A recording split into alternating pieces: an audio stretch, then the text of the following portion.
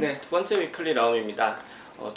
최근에 이제 저희 자문사에서 그 경영상 의사결정에 따라 가지고 사업의 전부나 일부를 외주화하거나 다른 업체에 넘기는 그런 아웃소싱을 하는 경우가 빈번하게 발생을 하고 있습니다.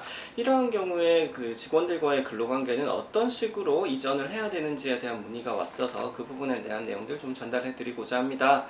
사업 외주화가 진행되는 것은 우선 근로자의 입장에서 봤었을 때는 내가 일하는 회사가 바뀌고 근로계약의 관점에서 보자고 하면은 근로계약의 상대방이 바뀌는 행위입니다.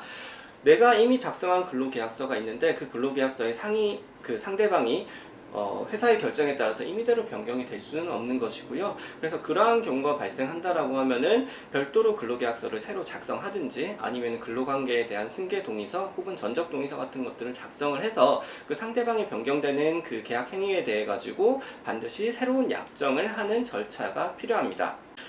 그리고 이제 그런 식으로 어떤 외부 다른 회사로 넘어간다라거나 그 다음에 이제 어떤 외주화되어서 이제 도급사로 간다라거나 하는 형태의 것들이 발생을 하게 되면은 이러한 것들에 대한 급부로서 근로자들한테 일정한 어떤 처우나 혜택을 주는 경우가 많이 있습니다. 그래서 그러한 혜택이나 조건에 대해서도 그런 계약서나 그 동의서 합의서를 작성하실 때 세부적으로 문서화시켜서 약정을 하는 것이 반드시 필요합니다. 보통은 근속기간이 증가함에 따라서 올라가게 되는 퇴직금이나 연차휴가의 발생 기준 같은 것들은 승계시켜 준다라고 정하는 것이 일반적인데요. 그러한 내용들 또한 근로계약서나 그런 계약서상의 문구로 반드시 들어가야 할 것이고요. 또는 이제 그런 근로관계 변동에 따라 가지고 일시금을 조금 지급을 한다라거나 아니면은 이제 사업장의 위치가 멀어짐에 따라 가지고 통근 지원비 등을 일정 기간 동안 지원을 하는 경우도 있는데요. 그런 경우에도 그런 내용들이 반드시 문구로서 약정이 되어야 할 것이고요. 그 다음에 이제 어떤 회사가 변동이 됨에 따라 가지고 임금 체계가 변동이 되거나 아니면 별도로 뭐 어떤 수당을 지급한다라거나 하는 그런 내용들이 바뀌는 경우에도 그런 변동되는 내용들에 대해서 반드시 계약서상에 담아서 작성을 해야지 향후에 이러한 근로관계 변동에 대한 법적인 분쟁을 줄일 수 있을 것입니다.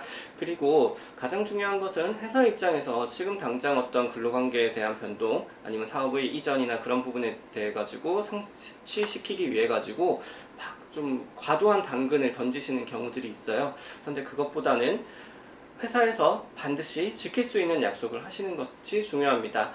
앞에 회사와 전에 회사, 그 다음에 근로자 이렇게 3자 간의 계약 관계이기 때문에 이 3자가 모두 만족할 수 있는 조건을 정해서 약정하는 것이 중요하다는 점 말씀드리겠습니다.